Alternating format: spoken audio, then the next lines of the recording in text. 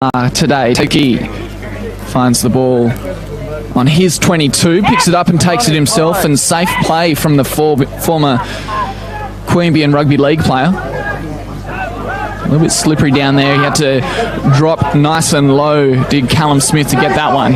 Good hands now. Here's the try scorer from earlier. Meinhardt tries to beat two, but he gets taken down. They need support now, the Vikings. The Whites are doing well at the breakdown to keep their feet. But the referee said they crossed the line. Someone coming from the side there. Yeah, last week you mentioned that Queanbeyan got up over West. It was a game of three momentum shifts, really, wasn't it? Yeah. Queanbeyan let West back in, but held on at the end. And a little bit to work on around that 60-minute mark. Yes, and there were plenty of cards last week as well. There were plenty of yellows, and there was that one red. So they're going to the pocket quick, particularly anything that looks high. Yeah, looking after the players is paramount. It's Matt Hogan, the referee today. As Vikings get a clean line out. They were practicing that quite routinely before the start of the game. It looked sharp over on the second field. Bowden now attacking for the Vikings, and Queanbeyan's defence was pretty good on their own line last week against West. Let's see if they can do it again. More hard work from Callum Smith. Great crossover there, back to try Henderson. Sione Tula tries to dig a hole, and he finds a way underneath the Whites' defence and underneath the posts for Sione Tula. He scored a try last week against Uni North Sounds, backs it up with a second today. It's hard to stop a man of his size that close to the line. There's very little he can do. I think the kicking game's got to be improved by the Whites, because the last couple of times they've kicked, you give them possession, and Tuggeranong with possession are very dangerous. It's probably better to hold the ball and try and work your way up the field without kicking it away.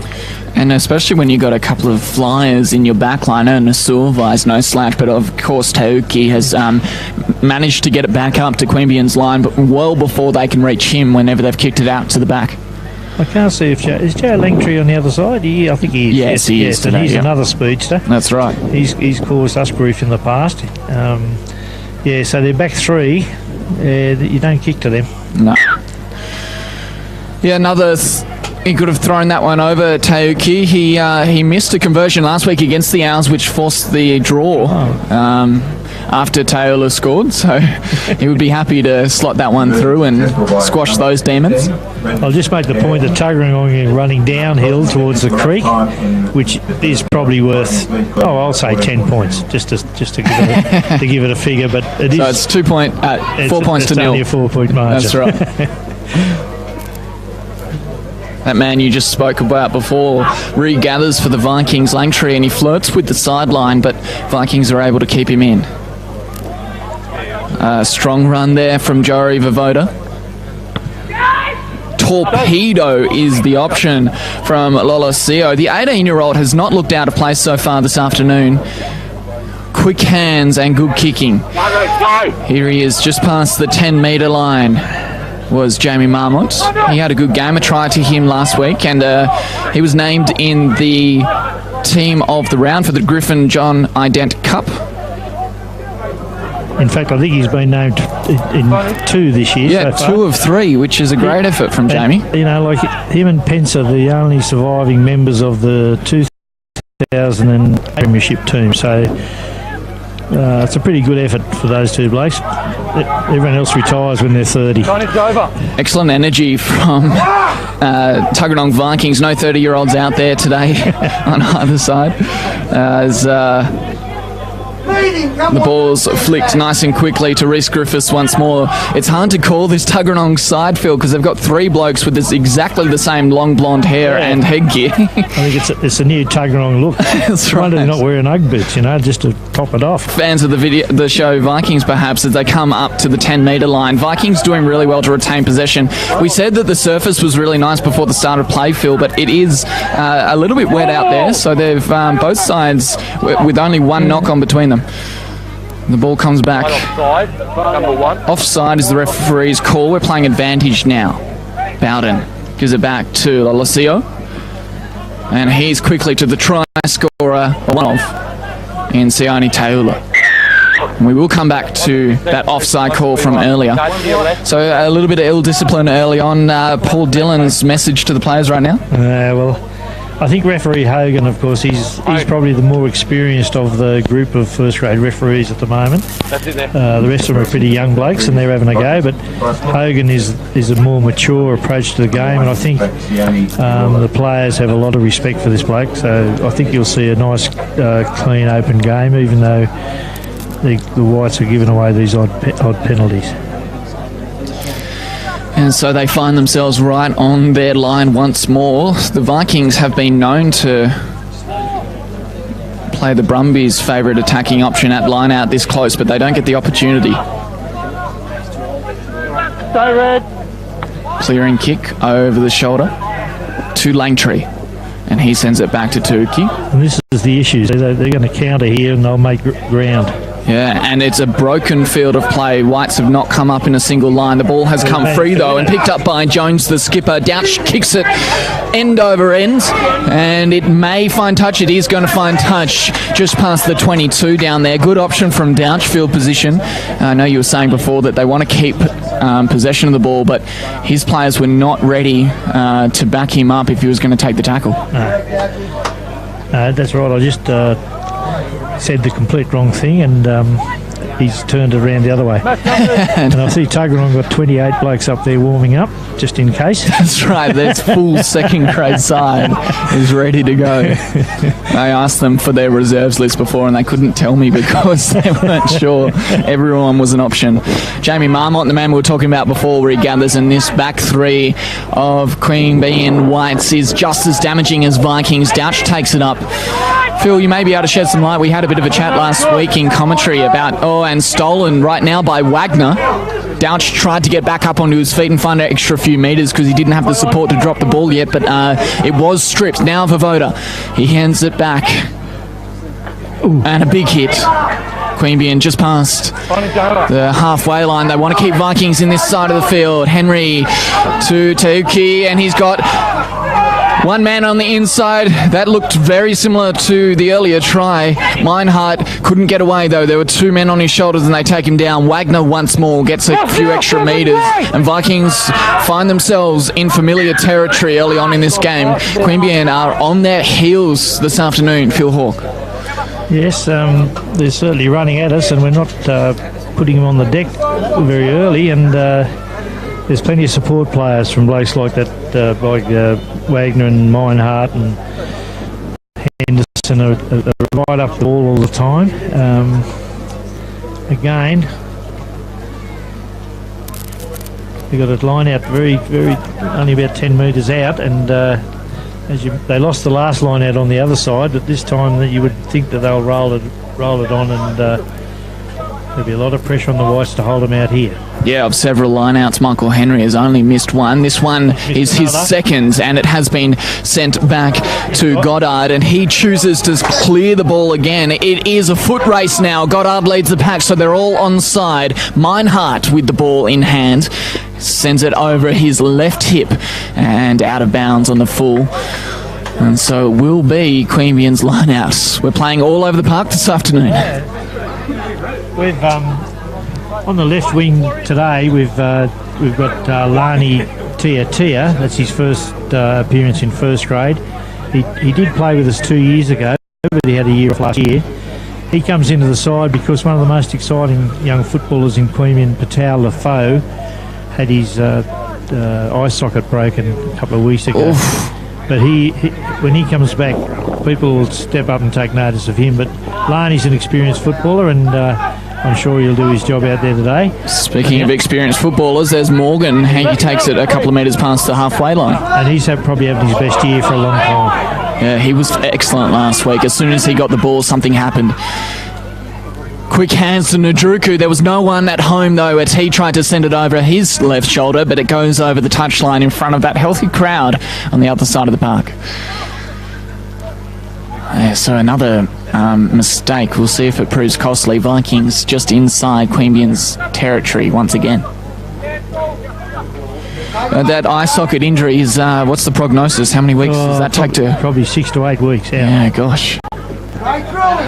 Yeah, that's not a nice injury. Suavai hands it back to Uki. He does really well to hold on to it with the show and go. Doesn't get tackled, and Langtree is up off his wing. Sends it back. Tuki now. He has one to beat in Douch. Douch does excellently to get low and take him down.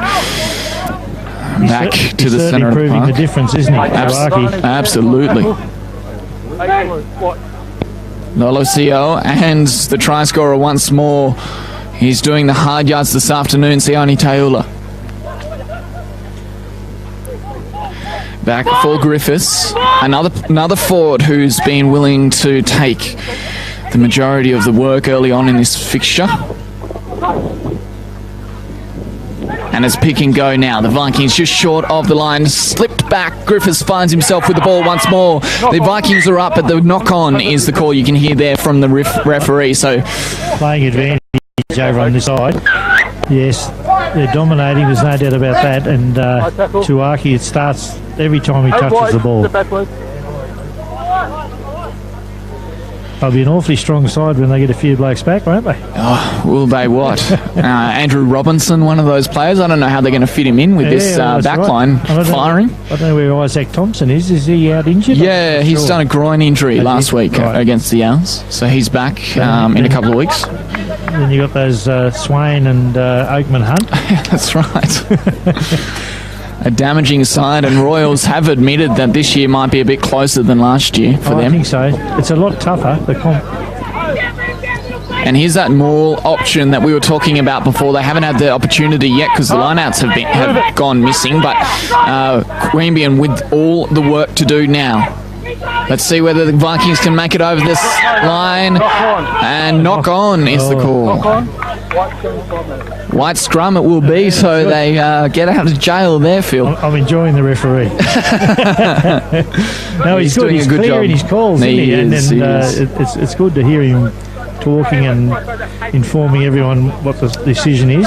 I was just talking to the referee staff beforehand. Unfortunately for Matt Hogan, he's a bit old. His ambitions were to go to the next World Cup, but he's been ruled out of contention to even go to the next level because he's too old. 30 years of age is the limit.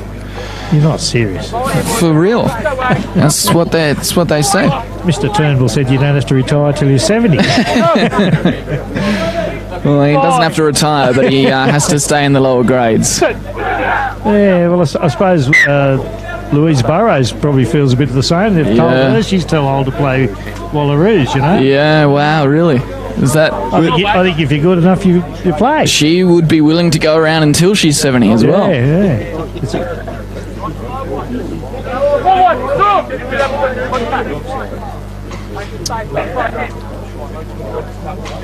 I just realised as I'm telling that story, we've got the referee staff nearby. I hope I told that accurately. Well, he slipped you $50, so that's pretty good. Shout out to Matt Hogan, doing an excellent job this afternoon as Queanbeyan. This scrum has collapsed, so we will reset it. Queanbeyan, what's their option here? Do they go to the boot again? Well, I don't think they've got any choice, have they? But they have to find the white line. They can't let it stay in the field. Broken play has been damaging. Both tries have come off the back of the loose ball. Well, Maynard and Tuaki would punish from here, wouldn't they? I think. So certainly. You got to put down. I don't know what the option is. The option is probably Goddard. That looks like Carl Elliott's over the back with his hand in. Yes, he does. He's so there. So it'd be Jake Gordon, I'd imagine, is the hooker. There you go. And so Keith Morgan takes it up off the line. What a strong run from him. They didn't go straight to the boot, but they'll go to the box kick. Josh White with a high kick. It's going to find Meinhardt, though. Yes, shake of the head from Phil Hawke, and justifiably so. They go through the hands quickly now, out the back, and find Ernest Suavai way over there on the other side of the park. Hard work for our cameraman going through the shade in the sun. The ball may have been turned over here. I can see a white hand on it, and they are clearing out now. So they've done a bit better at the breakdown. OJ Noah finds himself with the ball once again. So Elliot's obviously got a hand injury, and Jake Gordon, who's the captain of the second grade, has come on to replace him. Yeah, so he'll be playing hooker now, and this ball, interesting option. This was close to their own line, and Meinhardt was quick up and saw that early and puts a shoulder into Marmont to the cheers of the Viking crowd down to our right. Ball came loose. Queanbeyan's called for the scrum. Yeah, penalty. I think it was Meinhardt knocked it on, so he had an option of the scrum of the line. There you go. I think. Okay.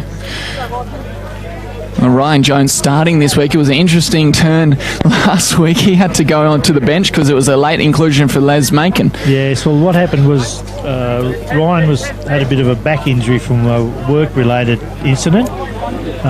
We've been fortunate that we've got plenty of back rowers. For example, Sockeye Tai, who is a legend in Canberra rugby, has been playing reserve grade. So, and last week he scored 3 tries last week. He had to go to a family affair today, so he wasn't available for first grade. But he can't be far away from first grade again. Oh, absolutely. He was damaging. Very damaging player. It was interesting, though. It was Ryan Jones who was sniping around the ruck. It's usually Soccer Tie. We've seen a knock-on again against Vikings. So, we are fortunate. We've got Pencer, Sikameti, Jones and OJ Noah and Sockeye. So we've got a very strong contingent that can play first grade. What's happened so far today? Because they haven't been as strong at the breakdown as they were last week. No, they don't. They're not getting there, are they? No, a little bit slow, and Vikings probably putting the pressure on them a little bit quicker than West were last week. So I expect them to turn it around before half-time, and we'll see Whites get back into this contest. But it is 14-0 here at David Campese Oval in the Hahn Superdry match of the round. My name's Kieran Deck, and I'm joined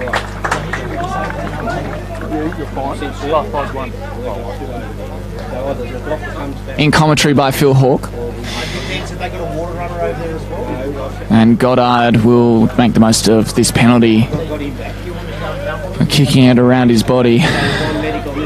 Yeah, good meters gain just on the halfway line. Right in front of us will be the line-out. Yeah, so the last time these two teams met was last year. As the line-out goes to Whites. Offside called by the referee against Vikings, so we will still be playing advantage as Goddard takes it down just past halfway. White quickly through Njuku and Douch. There's White once more. Macon. Oh, huge drive from Les Macon. Okay, so White's with better field position now. They need to be patient this late in the half.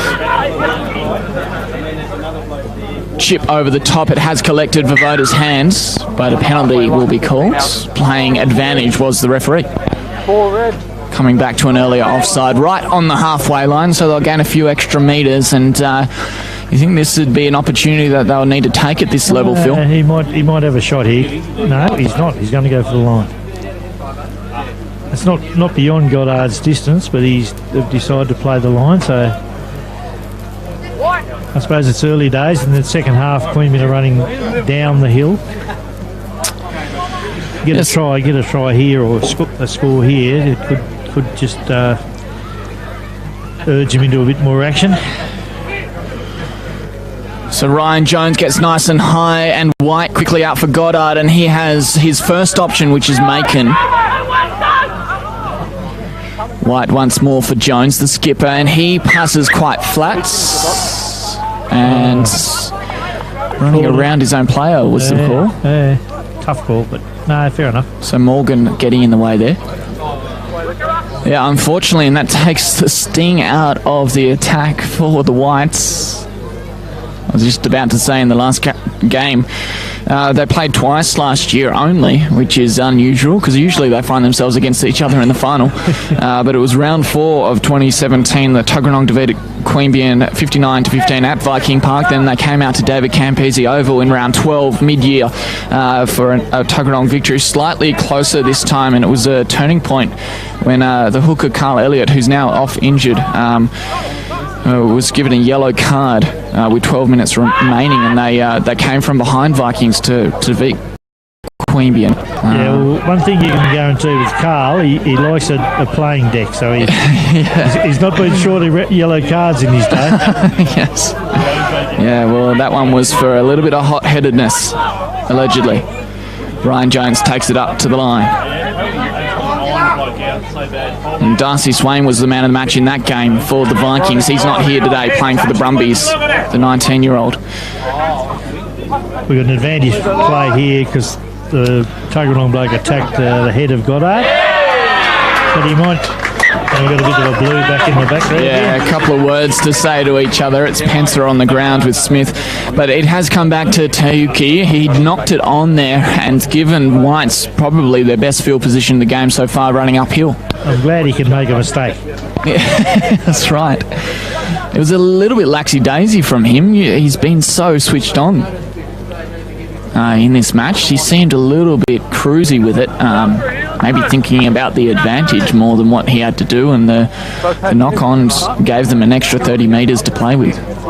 It's an interesting thing. We haven't been on air with Queanbeyan before this year, but Dan Pencer was captain of Queanbeyan for 8 years and stood down this year because he just wanted to concentrate on his footy, and that's how Ryan Jones became the captain of the side. I would think it's probably Pencer's swan song this year because he's 30. That's enough. He's 30. He needs to go and get a real job. Yeah, he needs to go. Yeah, look, Pencer, what a leader. Even though he's not skipper this year, you can hear him in the warm-up chirping and giving lots of instruction to his forwards. Yeah, he's been a great player for our club. Carries himself very well, as does Jones. A worthy replacement. Good scrum again from both sides, out to Goddard and Morgan, but Morgan's caught around the hip. Here we go, Goddard show and go. He beats one with it. It does really well. Taken down, though, by Bowden. And a crunching tackle around the waist once more. This is the first real test of Vikings defence. What can they do? Macon, he linked up with his fellow front rower, Nadruku. Nadruku comes in from the back, and then it's away for Jones. Back towards the centre of the park now for the Queanbeyan Whites. A good tackle from Taola around the shoulders, but he doesn't get up in time and nearly pinged for offside. There he is around the waist of Marmon, heading back for Jones. Jones now metres from the line, inches even. We're going to come back though for...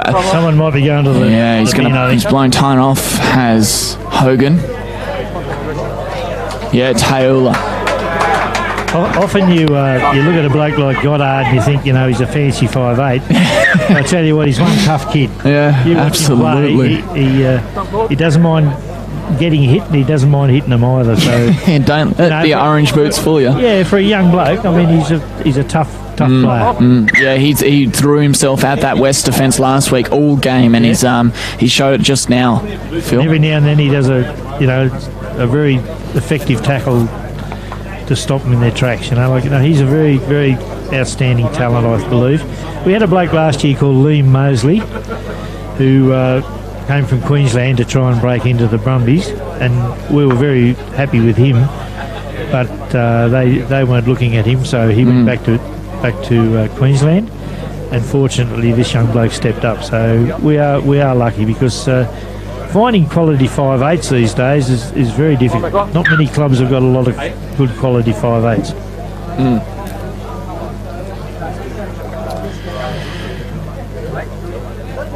Yeah, and he'll be relishing his opportunity, won't he, Goddard? Oh, yeah, for sure.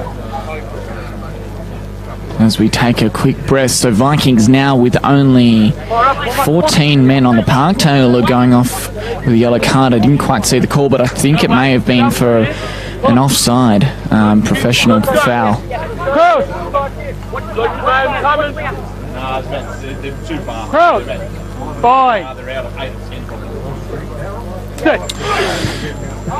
Again, the scrum looks very strong from both sides, locked into some heavy turf here with this new irrigation system. It's looking great and playing great, Phil, as we come out for that man we talked about before, Goddard, and a juggle. It's come back to him, though, right in the breadbasket. Whites retain possession, thankfully. Oh, and a penalty. Somebody's won the ball. Unfortunately for the Whites, that was a key opportunity as we tick down towards halftime.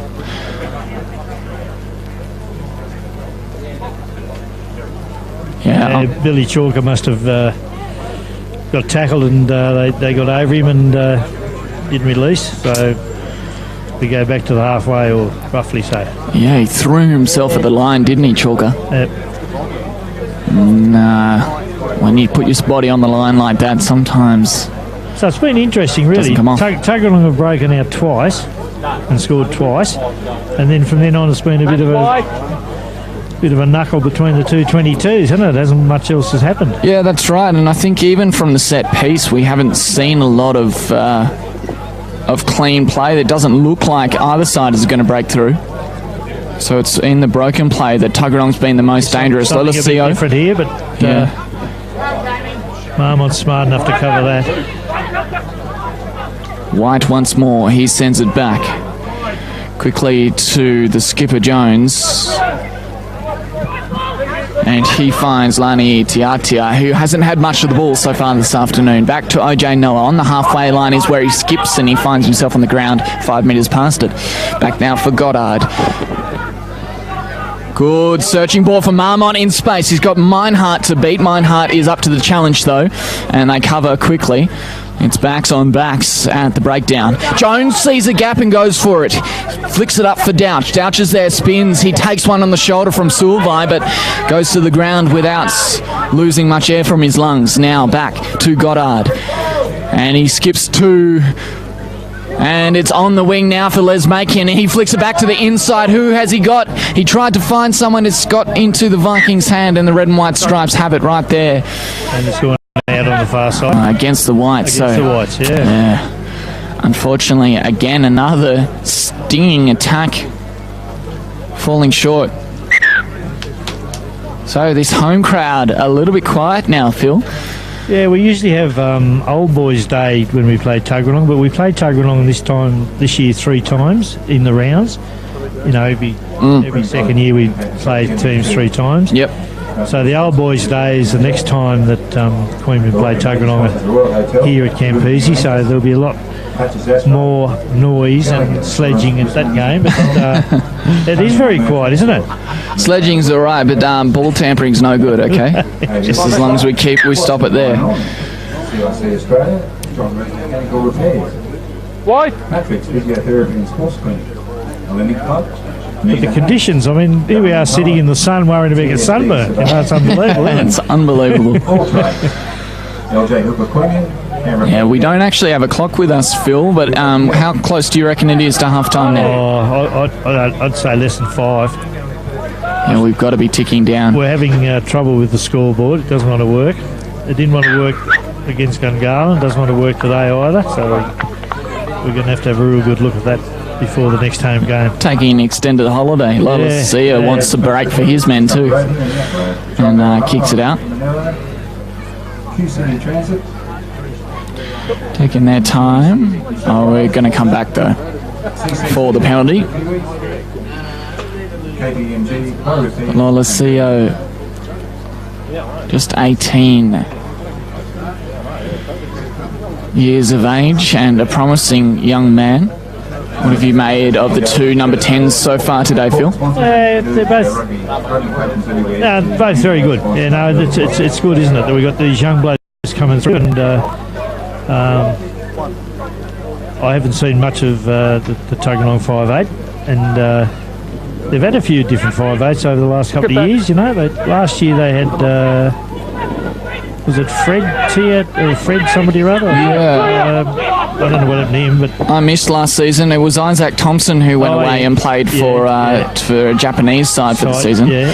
And he said he's excited to be back because he was struggling to find form over there in Japan. As Queanbeyan get a penalty back, it's a ping-pong of penalties. Well, the thing with Isaac, of course, he's engaged to a Queanbeyan girl and should really be playing for Queanbeyan, shouldn't he? Surely. Surely. And her name is Thompson as well, so I think that made things simpler for him. There you go. Before marriage.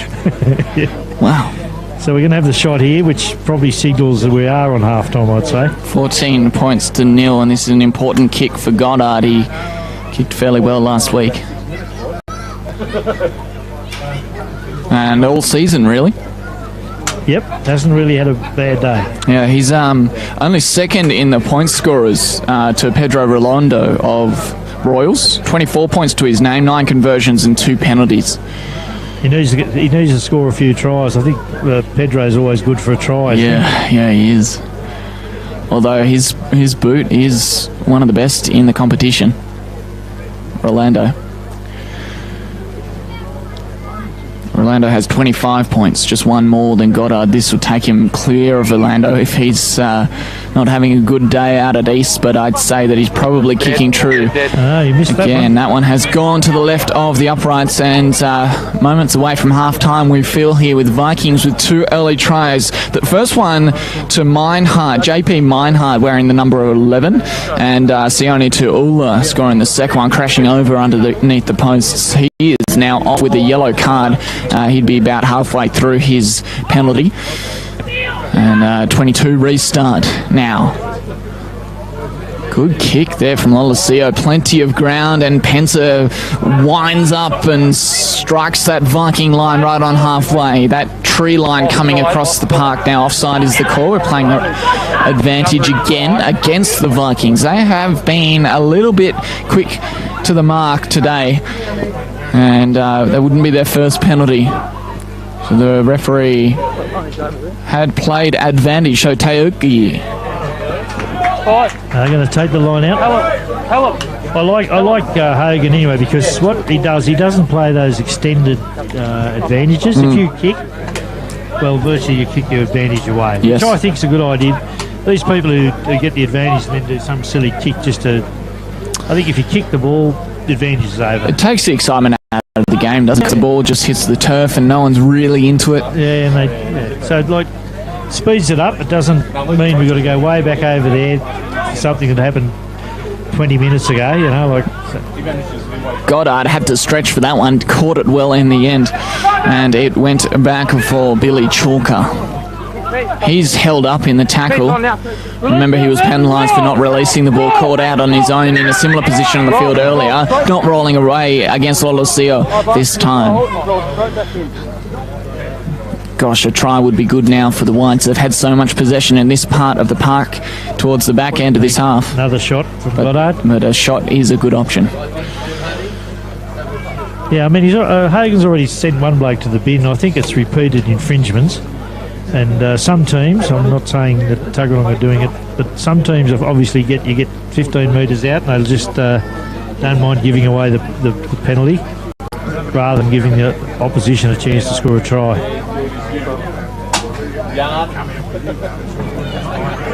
They're cynical penalties.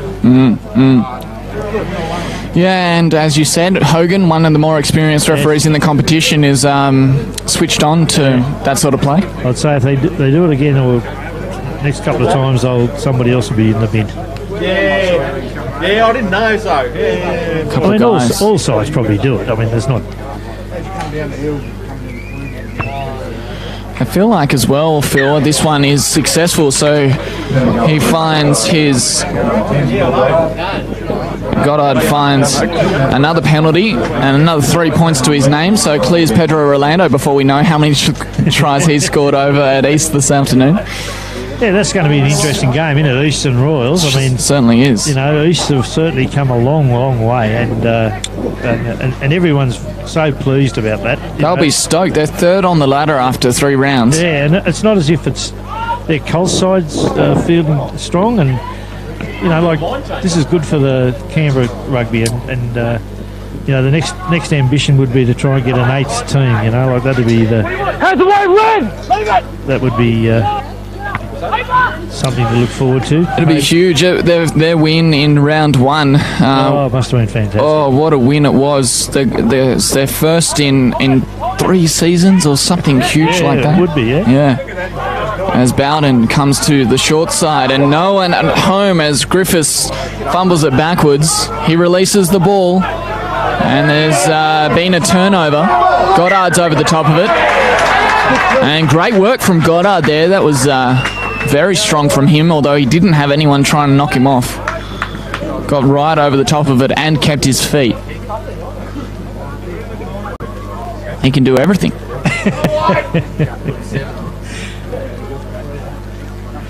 We don't get many boys from Grammar coming to Queanbeyan, by the way, but he's He will have enjoyed that rap too. So still in the first half of this match, Hunt Superdry match of the round. 3 wins in a row for Queanbeyan to start the season, and Vikings had a draw last week. They had a win against Gungahlin in round 2 and lost to Royals in round 1. So a bit of a mixed bag, as mixed as it gets for Vikings to kick off their 2018 campaign. Last year was a bit of a shock to see them not make the final for the first year in many. And Queanbeyan fell 1 short to West, and they would have enjoyed that victory over them last week immensely, despite a bit of a scrappy affair in the second half. They come into half-time with 11 points of difference. Vikings up over Queanbeyan at David Campese over. We're going to take a break here. You're with Kieran Deck and Phil Hawke, a legend of Queanbeyan Whites Club Rugby here. Thanks, Phil. We'll be back in just a moment for the second half.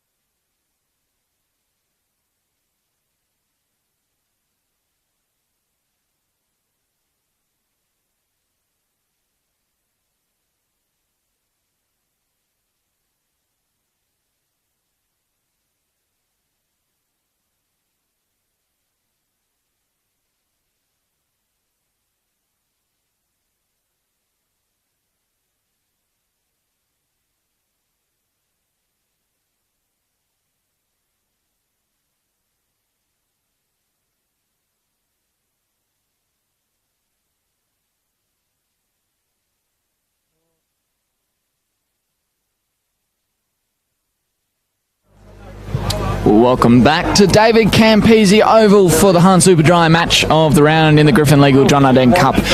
I'm Kieran Deck, and with me is Phil Hawke.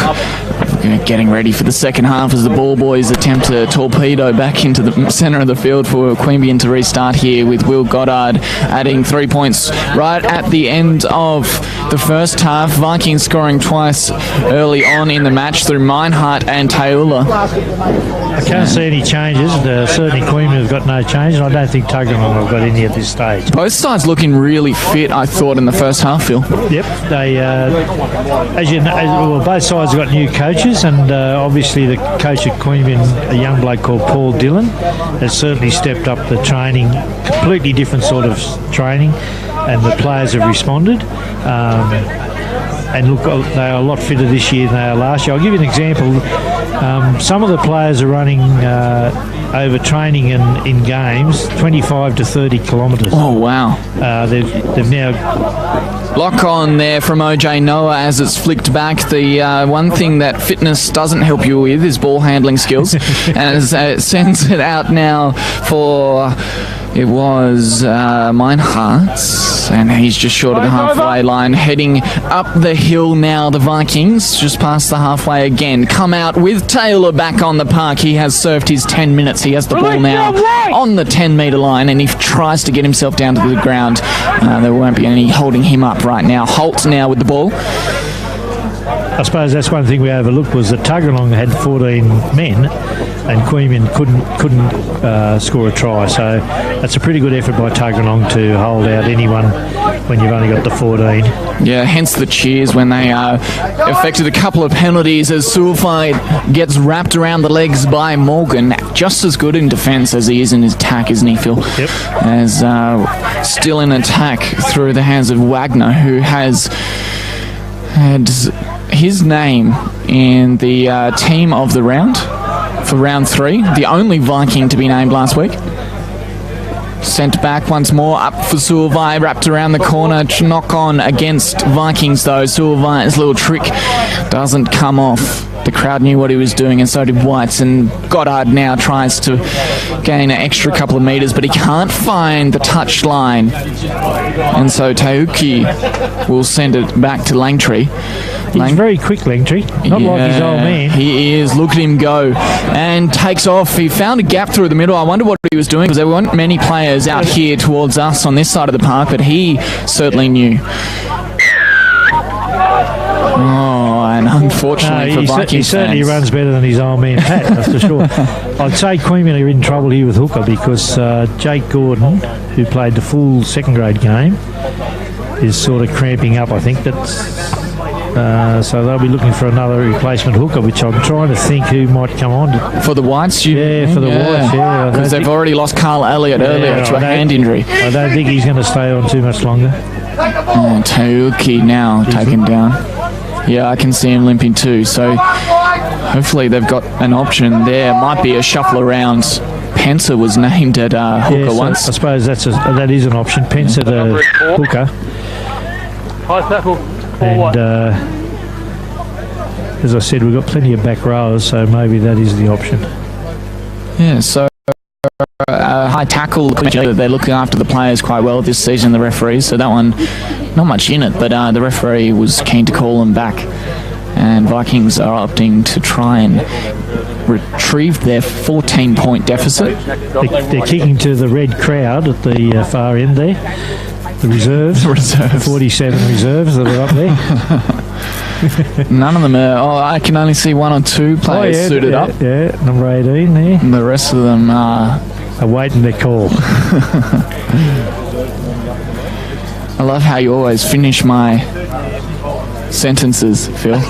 Sorry. That's all right. I left you sound like my wife. We'll work it out. You sound like my wife. Here, no, we're working together is my point.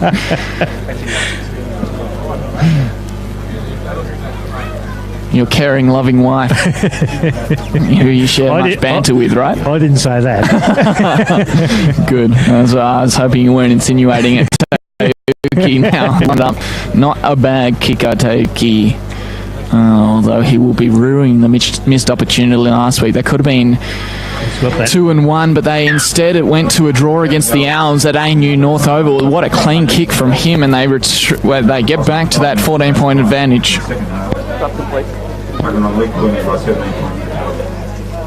He hasn't missed one yet today, Tauki.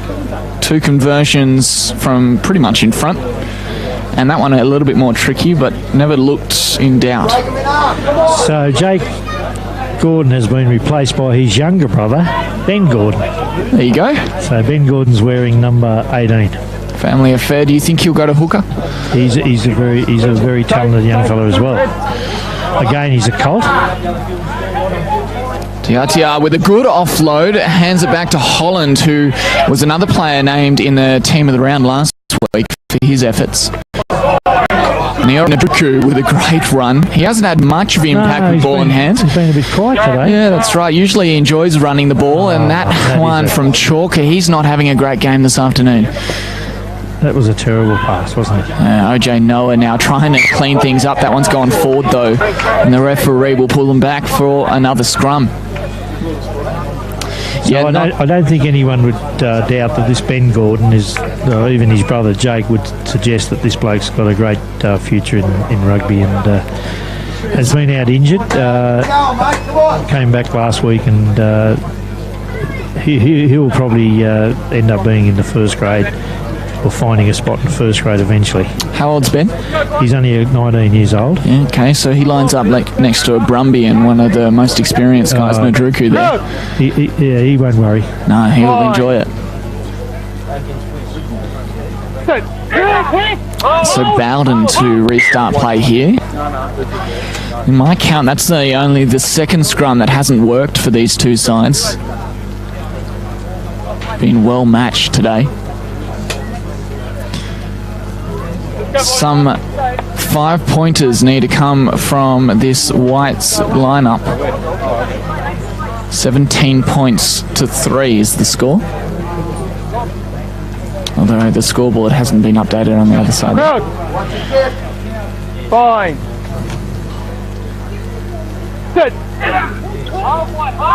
I reckon Whites fans will be looking to Morgan or one of their star back rowers for those 5 points. Tauki now.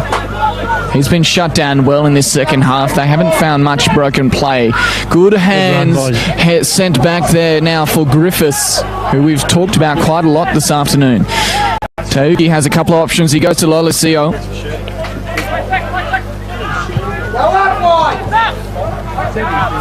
Ryan Bowden. He's the marketing and media manager now for the Vikings, as well as playing in this first grade side, and the ball has been handed over to the Whites. So now they look for a way over. Few of the crowd members reckoning that the Vikings may have been over. It's a foot race. Jamie Marmot, one of the quickest players on the ground, toes it forward. But Meinhardt, the try scorer from the first half, is there. Hello, they've given away. So somebody's Straight over, right? Yeah, and so often in those pressure moments, someone goes down. Someone gets a bit excited.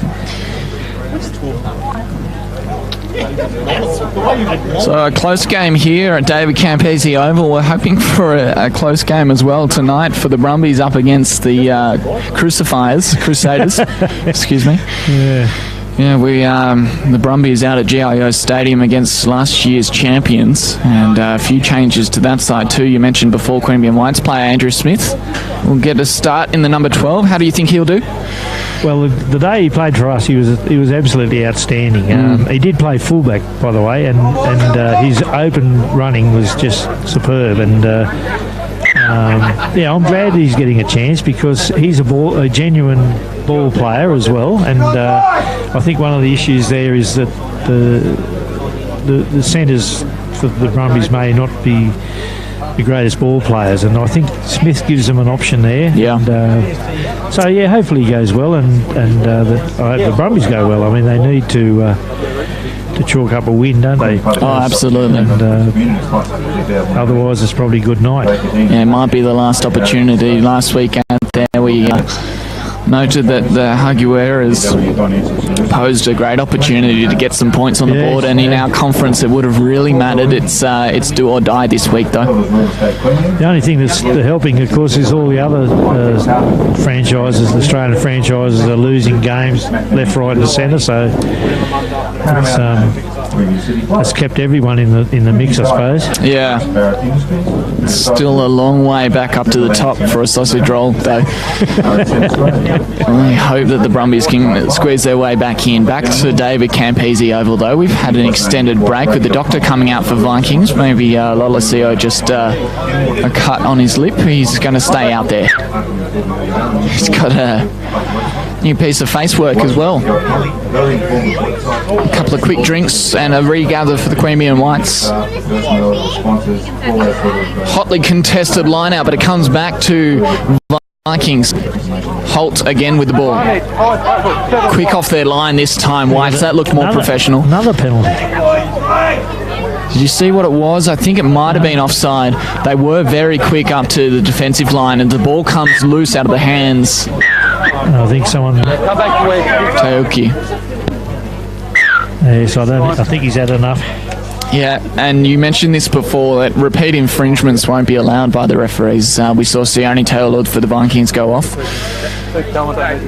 And Cameron Holt, the skipper, just going in there just to hear the words as well. It was a warning in the end, though, for Ryan Jones. So no hand in the pocket this time. Lolosio will get a chance to put it into that tree there. It I think doesn't come down. I think he'll be going for the handkerchief next time now. That's true. 17 points to 3, heading towards the midway point of this second half. Both these sides, always really good contest. The tension hasn't simmered over, though, today. Really respectful play from both sides. Serious professionals and lots of young guys too. That always helps, I find. I think if the young guys are out there, they want to impress. They know that the Brumby selectors are watching. They know that there's opportunities galore around the country with the NRC later this year as well. Yeah, Nick Scrivener been given the job, which is sort of fairly obvious, isn't it? Given that the Tuggeranong have got the franchise. Yeah. But he's brought in Marco Caputo, which I don't think many people would disagree with that. That's he's an experienced man and a very important forward coach. So yeah, both those guys spending time in Scotland recently. Interesting to see what they bring back from there. Handed back Rhys Griffiths. Vikings continuing down the short side. Bowden now held up. Release down wide! Certainly Rhys Griffiths has made his mark on the game, hasn't he? Yeah, he's been in everything. He has. That's Holt that time, had to get down on his knees and submit. But now Lolosio and Suavai, who is a strong runner at outside centre, has to tightly grip the ball and shove it back. He hatched an egg there, back to Henry, and inside ball didn't make them any ground. Vikings find themselves around 30 metres from the Whites line. No way through. And both sides yet to make major changes. Fresh legs out there. You mentioned Paul Dillon running this Queanbeyan White side hard, and that's showing today with their fitness nice and strong. And so what was quite a soft passage of play in terms of the Vikings attack. I thought they've been much more dangerous than that. Maybe a few sore legs out there right now. Lolosio getting some attention, and I think that's Billy Chalker, is it? Yeah, he's getting some work as well on his hand by the looks. It might be a finger. I think I can see a crooked finger there, Phil, but I would not like to speculate here. He's going to come off the field. I'd say that's... Oh, yes, look at his... Yes, I don't want to look closely at that one. He's taken the pain quite well, though. Chalker doesn't seem phased at all. Have a look at his left finger. Oh, gosh.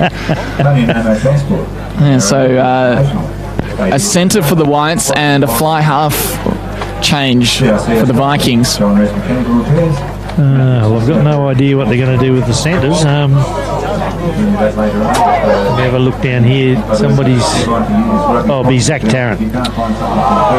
Oh, he just showed it to the crowd, Phil. he's proud of it, like a Christmas present. That sounds like Billy Chalker. That pain threshold must be unbelievable. But I'll bring on Zach Tarrant, who is pretty handy. Yeah, he's been a starting player of consistency in the past. Yeah, he is, and they're very similar players in a way. Probably Zach's got a bit more pace, so maybe that'll help. I don't know, but and did you say they replaced the 5'8"? Yeah, that's right. So Noah Lolosio, I think he actually came off for a rest. He had a cut on his face that was treated. He was holding that when the doctor came out, but it looked like in the end it wasn't the cut that took him off. He seemed fine. It was just time for a break. He's done well so far this afternoon for the Vikings. So they've moved... Surely they've moved Tuaki to 5'8". Yeah, it looks like they have, and they've got a new fullback here. Yeah. Probably the reserve grade. Yeah, it'll be Max Revuvo at fullback there. Yes, that's who it is. Yeah, quite an impressive player. Very good player. Yep.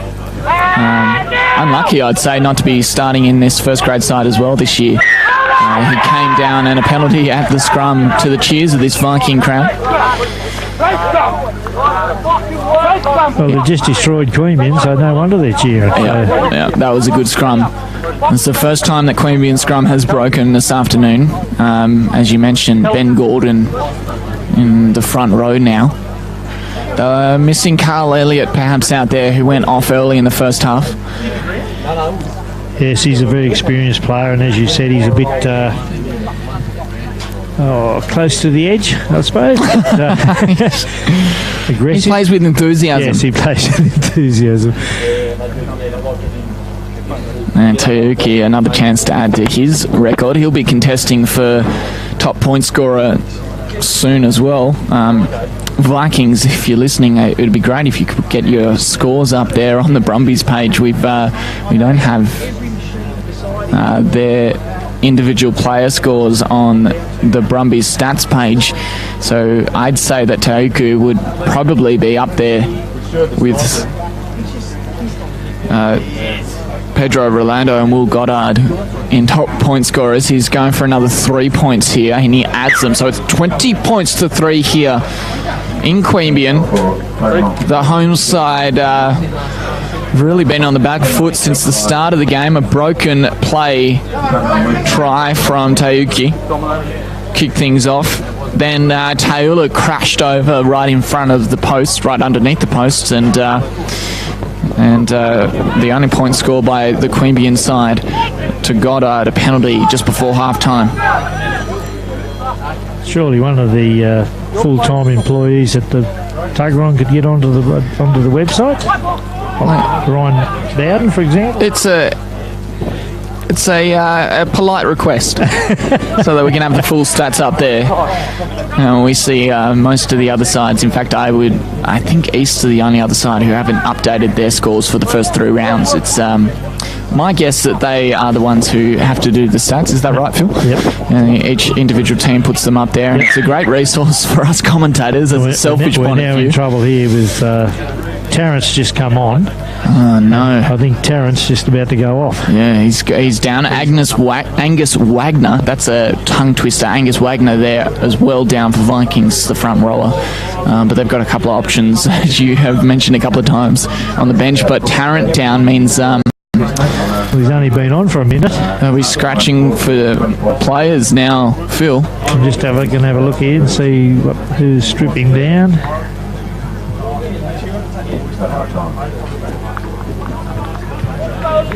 It looks like they're going to bring on... I'd say the next replacement will be Kyle Hands. Yeah, Tarrant just glanced back at the bench. I'd say the message to him was, you need to go back on for a moment, mate. He looked like he wanted to come off. I'd say what will happen is Tarrant will go off, Kyle Hands will go into the wing, and Lani Tia would move to the centre. They're also warming up prop Fred Kahia. Fred actually had such a good game against Gungahlin that the Wallabies under-20 selectors were here looking at Tom Ross from Gungahlin, and they said to Fred, you better come up to the camp because we were very impressed with your performance. And he's just come back from Gold Coast with the Wallaby under-20. So he wasn't, he was just invited to the training, which is a pretty good effort for Fred. Wow, what a wonderful story that is, Fred. As he runs across the park to line up on the other side and get ready to change. This line-out will go ahead before he does, though.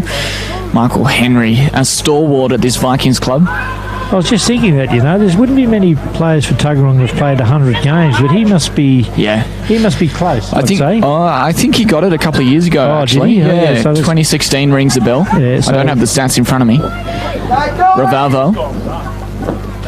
Here comes Langtry again. He's going to go the kick this time. He's certainly got a similar gait to his father, though, doesn't he? He puts his head down and goes, but this time he's got speed. Right in front of the Vikings camp is why you hear so much noise there, and the patted around the head for Su'uvai for keeping his posture at the breakdown.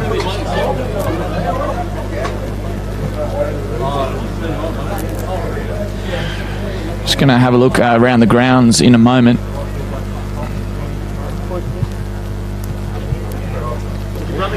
$20-3 here midway through the second half, although I'd say we'd be counting down towards 10 minutes to go. We don't have a clock in front of us. There's Tauki for another penalty. His toughest kick of the day. I'll make you number 3. There you go. The white dot is floor 22. Give Tauki a moment to line this one up.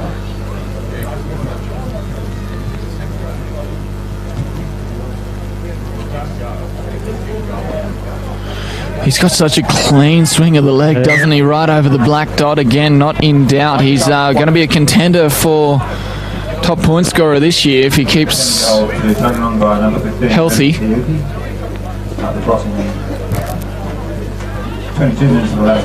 That's his third penalty for the second half. So they've added 9 points to the Whites' nil. And still not many changes for either side. You mentioned a couple of youngsters coming on for the Whites, and they're on now.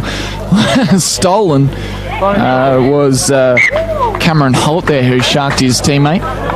And it ended in a knock-on, so a little communication error as the shade comes right across the ground here.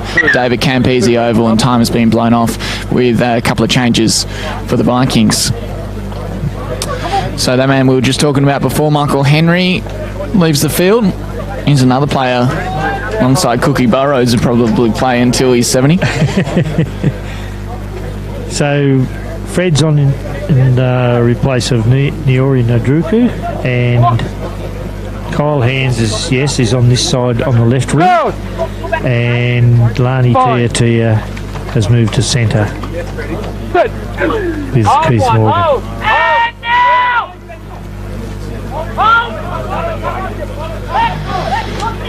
Okay, another chance here. They've still got time, the Whites, to get back into this game, and Morgan has no fear. He bumps one off. There's 3 to cover, though. They're just short of their line. This is the first time, folks, that they've been in this position in this half. And we come back through Hands now. And a knock on, and that's a collective groan led by Phil Hawke here.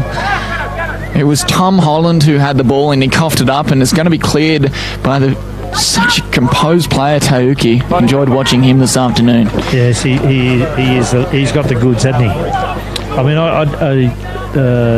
quite a number of players last year went to league, rugby union players. We lost Brendan Spears, a few others, because they have a points cap in rugby league, and rugby union players are worth 0 points. They don't have any points allocated to them until they play rugby league.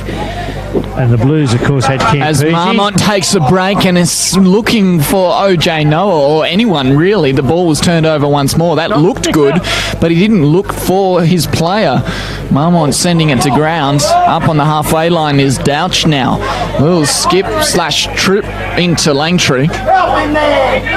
Douch, I think, is enjoying his time at fullback, but I had a refrain last week, which I'll continue this week. I think that Douch is a very strong player at scrum half, and I'd like to see him back there at some point. I agree with you. He's sent back now for Tom Holland, who knocked on the ball last time. This time he holds on to it.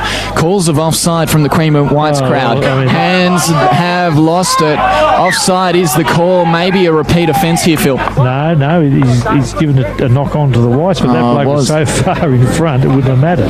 There's a few more changes coming from Tuggeranong. Yeah, so Liam McGrath will line up, another front rower. So what's happened here at the Queanbeyan is they feel that Josh White should be in the team. So they're playing him at halfback and moving Dowse to fullback. I'm like you, Kieran. I think he should be at halfback because he gives them the dart. Oh, he's such a good damaging breaking runner. Yeah, he sees things that others don't too. Yes, exactly. And but that's not our call, but that's the coach's call at the moment. And I suppose they're struggling to find an alternative fullback. I suppose that's the other thing, a first grade quality fullback. Well, with his speed, I reckon Morgan is an option, although you wouldn't want him out of 13, would you? You wouldn't, really. Sent back now for... it's Try Henderson, who's had a bit of ball today for the Vikings. We just saw a change there. Liam McGrath's gone into the front row, replacing... Henry. Angus Wagner. That's right. Yeah, you're right. And Wagner with an excellent game this afternoon. As I said before, he was Tuggeranong's only player of the round last week in the team of the round. Teuki shows and goes, grabs at the ball, does Jones. He nearly got a steal. They might have a few more in this week's team, I think. Yeah, it's been an excellent display so far this afternoon. Sione Tola will be in contention. Very controlled. But really, when you think about, they haven't made many mistakes. If probably less than 5 mistakes in the whole game. Yeah, and that was the comment from the coach Nick Scrivener last week, was mistakes let the Owls back in. That was the observation in the post-match report as well. The Owls played very well, but there was a lapse in concentration half to half time, so they'll be very happy with what's happened so far this afternoon, although that's the commentator's curse as Liam McGrath puts it on the ground. They still get the penalty because I think Holland played the ball on the ground, and we've got another replacement coming on, Lewis Bizzardo, who's a back rower, so I'm not sure who he's replacing.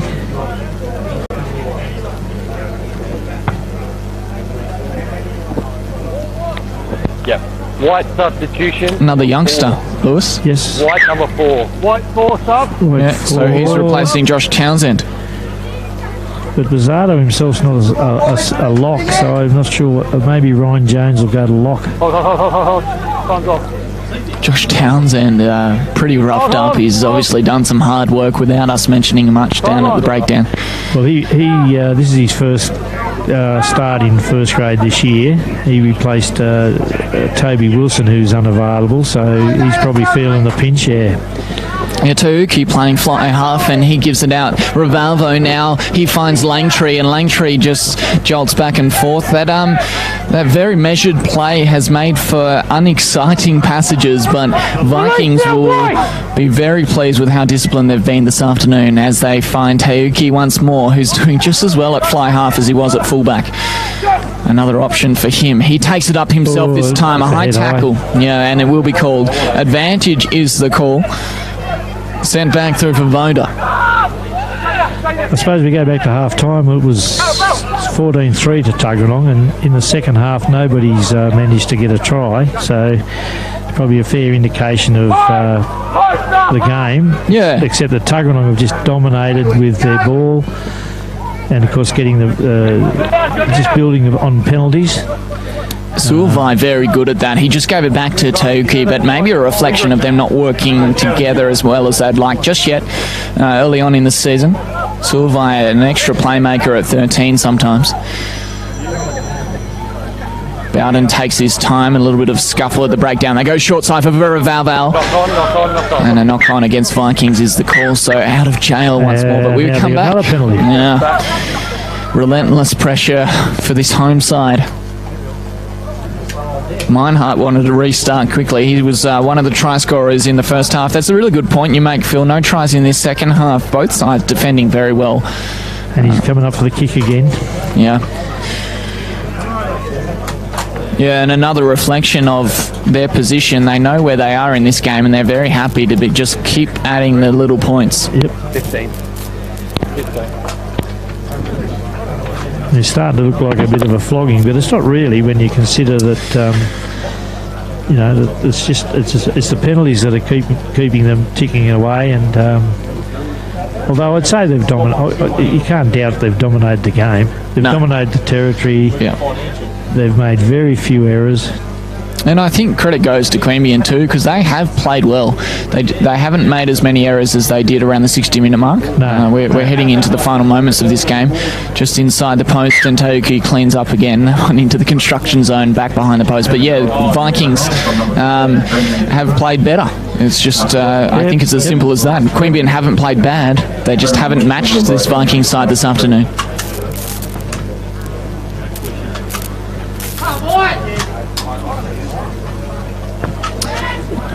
Queanbeyan won against West last week. Oh, that one knocked on by Langtree, so Whites will get a late chance here.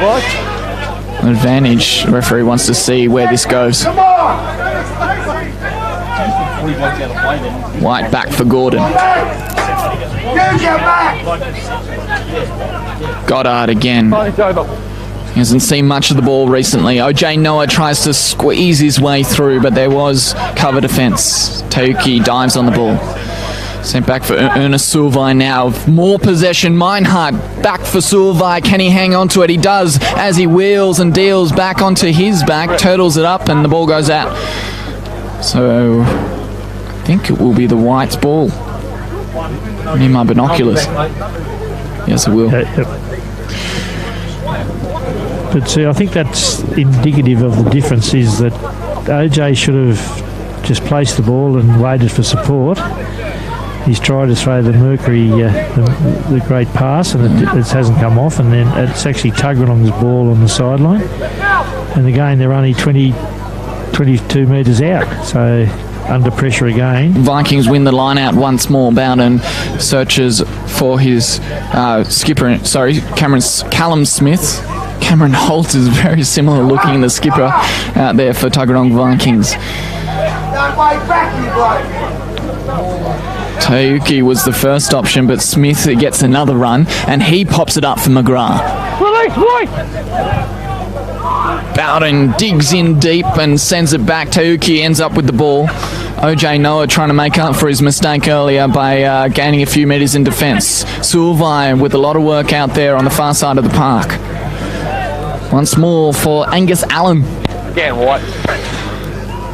And Sione Taylor finds himself with the ball. The experienced campaigner not shy of the 80 minutes. Yes. I think Mr. Gordon, might be going to visit his... yes, it might be Mr. Gordon going to visit his brother on the bench. He made no real effort to roll away at that time. Yeah, and so at 14-man side now, Queanbeyan Whites. With 1 minute to go. As Isaac Thompson runs the tee out, 1 minute to go. You heard that from the referees. Isaac Thompson will run the tee out for Tauki to add another 3 points. And I'd say if he wasn't already before the start of this round, Tauki will probably be leading the point scoring competition in this Griffin Legal John I. Dent Cup. And what a competition we have this year, Phil. It's we mentioned it briefly earlier, but it's looking nice and close. Gungahlin probably the side that's had the worst start to the season, but East, great to see them up and amongst it. Looking forward to seeing the result of their clash with Royals today, who still, despite having narrow wins, undefeated Yes, they've done Royals actually contributed significantly to the re-establishment to the rebuilding of Easts. As did, I think, a few Tuggeranong players went over to East as well. So, but I don't. Wayne Southwell is very, he's not critical of the players that have moved from Royals to East. He's actually said no, we just move on, and that's a good thing for the competition that they're there. And of course, that means today there would have been some interesting clashes today between some of the old Royals players and their former club members. Yeah, they would have enjoyed it out there. And as you said, Southwell, a diplomat, but also just a lover of the game, isn't he? Yes, yeah. I mean, he's done his stint here at Queanbeyan, and he won a premiership here. And and again, when he went to Royals, we wished him all the best. His demeanour reminds me of my cricket coach, Ken Sweeney. Just one of those coaches that I think everyone's a friend of, as Les Macon takes it up to the 10-metre line.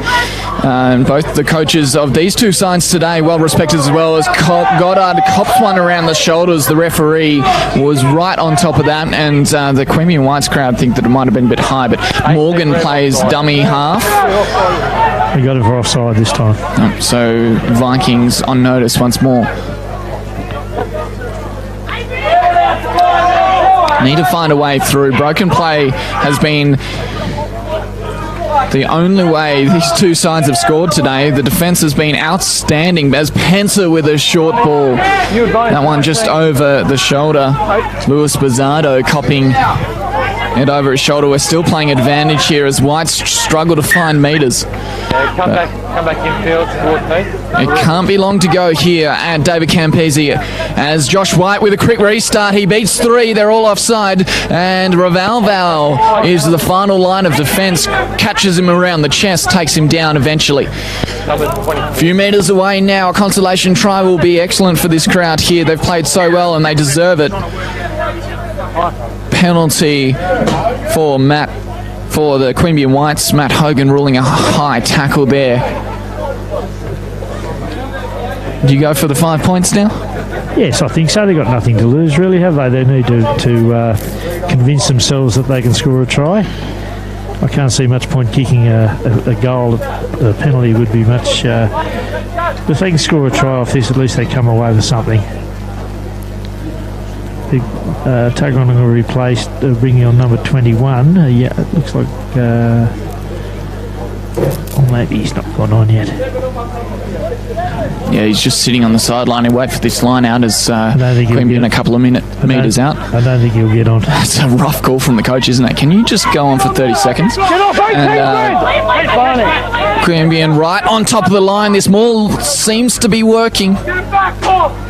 Slipped out the back, short side. Fred Cahia. Oh, and what a man. I reckon if I'd asked you who you'd want to give the try to, you would have said him, because he's had such a good start to the year, hasn't he? Yes, that's Fred Cahia. As I mentioned, he's just come back on Thursday from the Gold Coast camp. Where they identified him as a player of prospect, so it's good. I might give a shout out to my son Daniel Hawke, who's also up on the Gold Coast as an emerging coach. He got invited up to enjoy the camp. So I wonder where Dan was. He would have been an option at fly half today. I don't think so. But he's a coach of the Colts here, of course. Yes. Oh, how exciting. Well, good luck to Dan up there at the Gold Coast. Here with 5 points, and the extra 2 has been added by Goddard. What a kick from the orange boot, blonde haired youngster. Pretty happy about that. Well-deserved try. I think this Queanbeyan White side has been excellent in their fitness and defence today. The standouts for you, Phil? I think Reece Griffiths, the 6 from Tuggeranong, certainly good. And of course, you can't go past Brendan Tuaki. His general play, but also his kicking's been superb. I think for Queanbeyan, probably OJ Noah. Fairly happy with the development of Will Goddard, but certainly there are a lot of players in Tuggeranong who can hold their head up. And, and Cameron Holt, probably Ernest Supervi. They've had a good steady game right across the park. Yeah, it's a team effort to beat Queanbeyan out here. It's a tough thing to do to come past the border and beat this white side. They're always so strong and they're so fierce. And consolation try, well, not consolation try, a late try is on the table here for the Vikings. It was 1 minute to go about 10 minutes ago, Exactly. Phil. The referee's calling that one from their watches, so I'm not sure, maybe with that time off. He was the one who indicated the 1 minute, by the way. Reece Griffiths again with the ball, that man you mentioned at the start of your spiel. I think you're right, he's probably up there for man of the match. Of course, you'll find out on the Brumbies Facebook page who gets the man of the match. They get a reward from Vodafone, thanks to those sponsors. Hunt Superdry is the sponsor of the match of the rounds in 2018. A knock-on here. Where you are. We'll come back for an off cycle. Another offside and probably another. Although, see, I think Tuggeranong might call a scrum here. If I was Tuggeranong, I'd call a scrum. Just to see how you go. Just to mix it up? Yeah. But I don't think they are. No, I reckon a coach of Nick Scrivener's experience, you probably don't want your forwards to be digging in again this late in the game. Oh, no, they're going to line out. So every passage of play only adding about 20 seconds with stoppages in between. Let's hope the Brumbies can be this boring this evening. If they play this boring, they might be a chance of beating the Crusaders tonight at GIO Stadium. Well, they got the same issue. You don't kick to the back three, do you? You got to keep the ball. Especially when you've got a couple of All Blacks amongst that back line. Well, the Tuggeranong tactic didn't work because they lost the line out and the ball's gone into touch. No, it's not into touch. So they have got a chance here. Yeah, Blake Henman is on in scrum half. He gives it back to Max Ravalval and he's got Ernest Supervi on the outside. Supervi with excellent hands like a basketballer sends it back, takes it to the ground, wanted to pop it up, but there was no one home. No good option anyway. And Bowden with the man off the field. Henman now playing quickly. He was a little bit tired looking at the end of the second grade game, but come out with a spark here to finish off. As Cameron Holt takes it up now. Back on the inside, damaging run. Swinging to the ground just in front of the post. The ball did come loose. Liam McGrath wanted to pick it up. Yeah, that will be. That's full time. Full time here at David Campese Oval. What a display of rugby in the Griffin Legal John O'Dent Cup. Really impressed by. Oh, we have just a quick word. He did blow the full time whistle, so a yellow card. Oh, no, we're gonna continue. We must have mistaken that full time whistle. Maybe he was second guessing himself. So Tauki will send it to the touchline and we'll have one more line out before the end of the day. So Lewis Pizzardo, we're down to 13. I think we got Ben Gordon off and now we got Lewis Pizzardo off, so we've got a league side on there at the moment. Again, we've credited both sides' defence today. There'll be a full-on test of them right here. Do they go to the... wasn't Michael Henry, he's off? Yeah, not Michael Henry, so... Wasn't the best throw, was it? Not the greatest throw. Ravalval will have to regather this, and bounces twice. Langtree gets it. And we're on the 10-metre line eventually. And they're going to hold him up, are they? Leave it! Ravalval playing fly half now. Flicked underneath, that was tricky, and... the man here replaced in Tauki got the ball to Sulvai eventually. Sulvai has been looking likely. They're well aware of his attacking prowess. Sulvai starting in this side today. He's struggled to find a place in this team. They were telling me over at the Viking camp before the start of the game. So much talent in this backline. Youngsters coming in and Sulvai getting a start today and playing the full complement. This must be the longest minute. No. 1 minute left on it. Ben Gordon's just come back on to make the 15 versus 14, and we continue to play on. And he's having a little scuffle over in the corner. I think they're asking each other what's for dinner. They've enjoyed it so much they want to go out for drinks afterwards. Both the sides. Orange juice. We'll take this moment just to quickly thank the sponsors once more. Griffin Legal are the sponsors of this competition, the John I. Dent Cup this year, and Hans Superdry, the sponsors of the match of the round.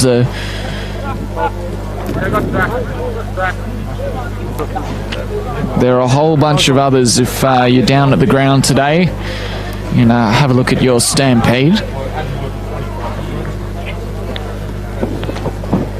Queanbeyan Rugby have a whole range of sponsors that look after them. A big thank you to them as well. This is Lani Tia on the break from Keith Morgan. And Hale down on the halfway line.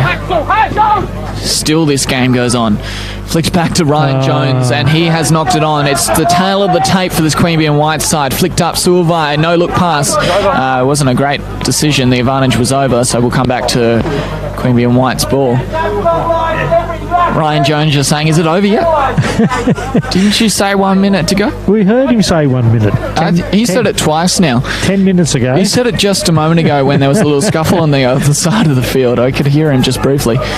So it is White's restart right in front of us here. 40 minutes away. So Benny Gordon gets the last throw, we think. OJ Noah. Why not? It's a brave call. And Douch with the ball once more. Jamie Marmot knocked it on earlier. He had his head down. Finally, Douch finds himself in some space. That was an interesting decision. He had Morgan right on the inside of him. He tried to send it back to White, and the pass just floated around his bootlaces, unfortunately. Yeah, so the pressure getting to this White's back line.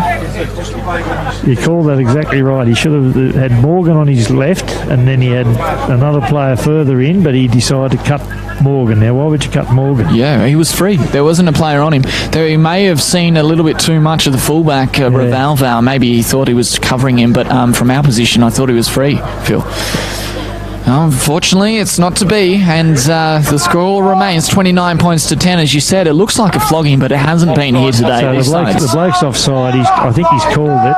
11 was offside. Yeah, so that's the assistant referee coming in. Meinhardt was penalised, and a quick restart potentially here for the Whites.